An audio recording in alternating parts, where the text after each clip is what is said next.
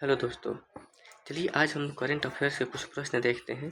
तो पहला प्रश्न है कि भारतीय सेना के T-72 टैंकों के लिए 1000 हॉर्स पावर इंजन की खरीद के लिए भारत के रक्षा मंत्रालय ने किस देश के साथ समझौता किया है? तो उत्तर हो जाएगा रूस। देखिए, रूस के जो एक रोसोबुरॉन एक्सपोर्ट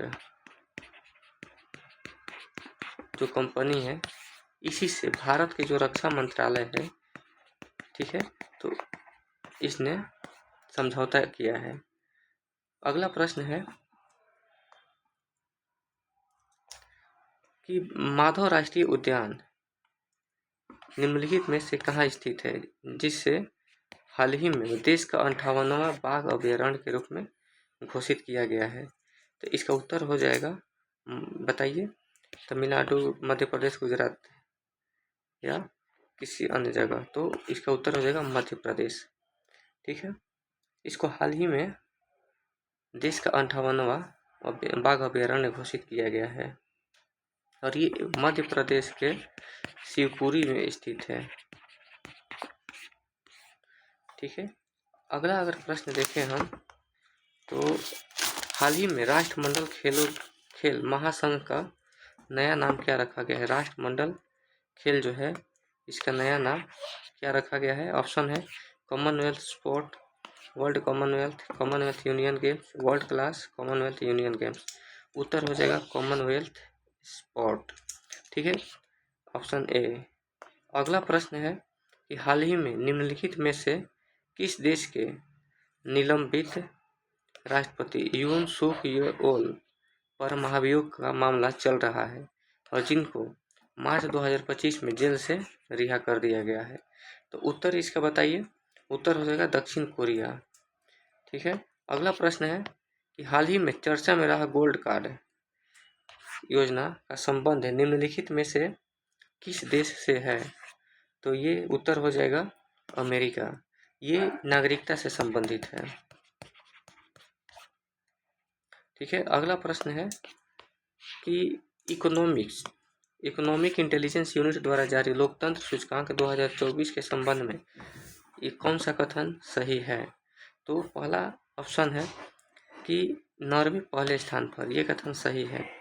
भारत को 41वां स्थान प्राप्त हुआ है, ये भी सही है।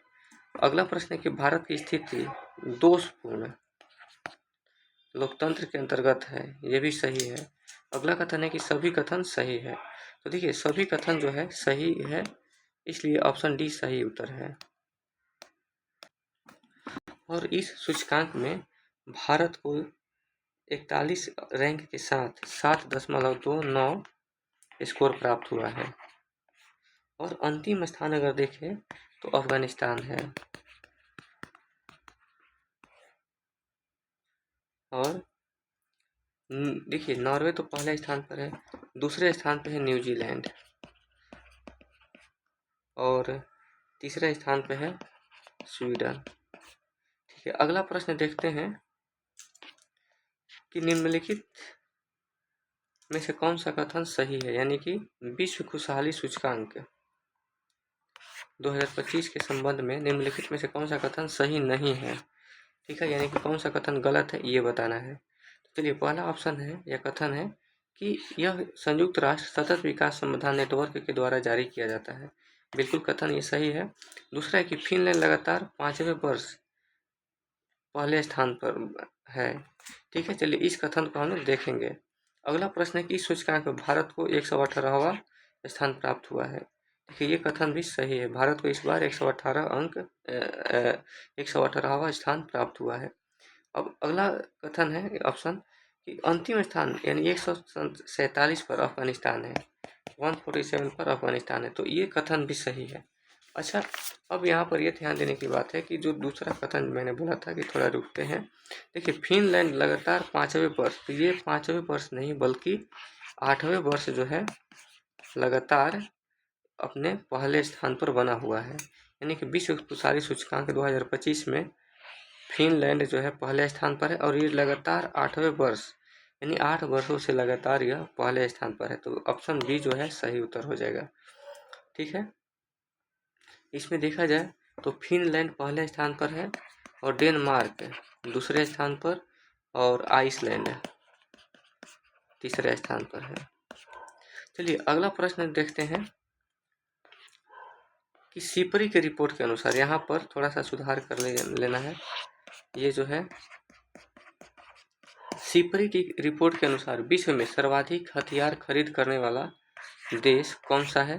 तो देखिए यहाँ पर इस बार यूक्रेन जो है नंबर 1 पे है, ठीक है। पहले स्थान पर यूक्रेन है, दूसरे पे भारत का स्थान है और तीसरा जो है कतर है और चौथा सऊदी अरब है,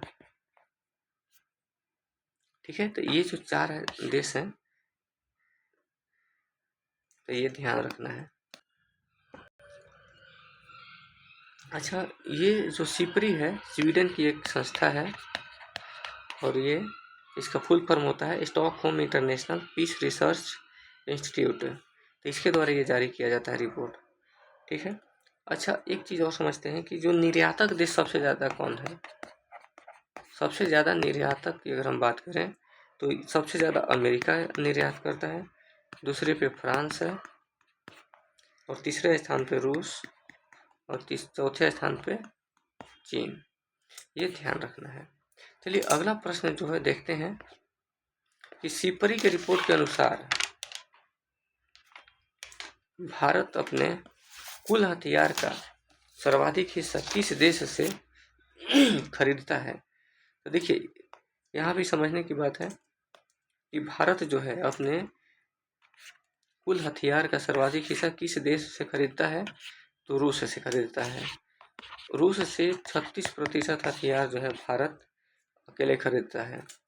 अब देखिए यहाँ पर अगर भारत की अगर हम क्रम की बात करें कि सबसे ज़्यादा किस देश से खरीदता है, सबसे ज़्यादा खरीदता है रूस से 36%, दूसरा है फ्रांस 33%, अगला है इजराइल, इजराइल से 13% खरीदता है। यानी कि जो सर्वोच्च 3 देश हैं तो ये क्रम है उनका। अगला प्रश्न है कि भारतीय प्रधानमंत्री श्री नरेंद्र मोदी द्वारा निम्नलिखित में से किस देश में अपनी यात्रा के दौरान Atal Bihari Vajpayee Institute of Public Service and Innovation का उद्घाटन किया गया है। तो देखिए अभी हाल ही में माननीय प्रधानमंत्री श्री नरेंद्र मोदी जी मॉरिशस की यात्रा किए थे और यहाँ पर आप देखा जाए तो यहाँ पर राष्ट्रीय दिवस कार्यक्रम था उनका 57वां जो है 57 जो उनका राष्ट्रीय दिवस कार्यक्रम था, उसमें ये मुख्य अतिथि के रूप में शामिल हुए थे और इसी दौरान यहाँ पर माननीय प्रधानमंत्री जी ने Atal Bihari Vajpayee Institute of Public Service and Innovation का उद्घाटन किया था। तो इसका उत्तर हो जाएगा डी ऑफ मालदीव।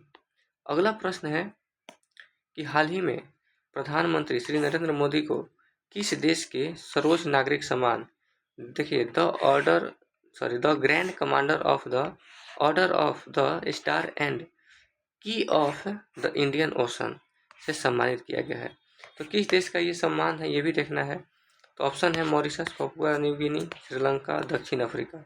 तो अभी हाल ही में हम लोगों ने पढ़ा कि मॉरिशस की यात्रा किए थे और इसी दौरान इन्होंने वहाँ पर Atal Bihari Vajpayee Institute of Public Service and Innovation का उद्घाटन किया था और वहाँ का जो सर्वोच्च नागरिक सम्मान है इसी से श्री नरेंद्र मोदी जी को, माननीय प्रधानमंत्री को सम्मानित किया गया था।